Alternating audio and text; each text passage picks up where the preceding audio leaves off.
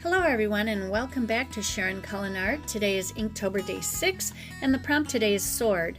I'm trying to stick with the prompts. So today I did some searching for animals, plants, all sorts of things that are sword related rather than drawing swords.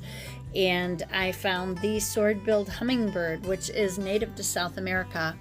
It lives in the higher elevations of Bolivia, Colombia, Peru, Ecuador, Venezuela, places like that. It is different than our North American hummingbird, which has a lot of red on the neck and breast. But they're still beautiful birds. Now today I'm going in with my Pilot desk pen in the superfine or extra fine nib, and I'm using Noodler's black ink, which is a deep black, but in comparison when sitting against carbon or India inks, tends to have a brownish hue to it. But you don't notice it unless it's sitting next to those inks. If you're interested in Noodler's inks and you want waterproof ink, you want to make sure that that ink says bulletproof. Some people will tell you that Noodler's inks take forever to dry. I don't find that to be the case. I think it has more to do with the watercolor paper that you're using and the sizing that's in the watercolor paper.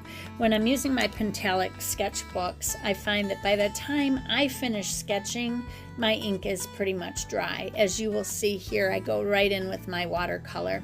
I was going to use markers again today, but then I thought with the hummingbird I wanted to get flow of colors from one to the other, and I needed watercolor in order to do that. So here I've used some permanent yellow light by PWC, which is Shinhan's extra fine watercolor artist quality, and then the other part of the flower is in permanent red, also by PWC. And on the bird itself, I go ahead and use Daniel Smith watercolors. And I started out with quinacridone gold at the face, and then I changed over to sap green and added some of my permanent yellow light into that mixture in order to lighten the green. I'm using burnt umber and hematite genuine for the brown, and then on the wings, I use those same colors of green, and then on the larger feathers, I go in with indigo blue underneath and then a brown on top in order to add some variation of color that you might get with reflections.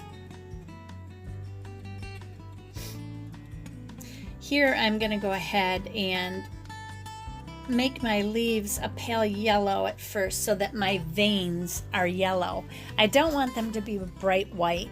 There aren't many plants that have a bright white veining. There are some, but this one definitely is not one of them. So I go in with the yellow, and then I can go back and paint some green in, and then the veining stays yellow. That's how I do that little trick.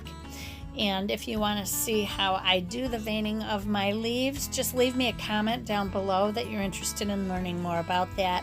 And I will do a video on that in the near future so that you can see how I do that.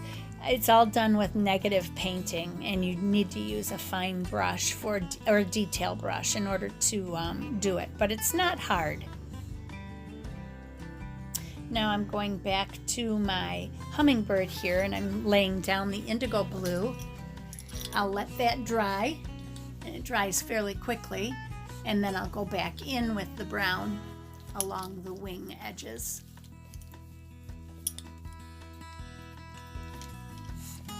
I'm sorry if you hear my doggy. He's right here sniffing into the microphone while I'm editing this.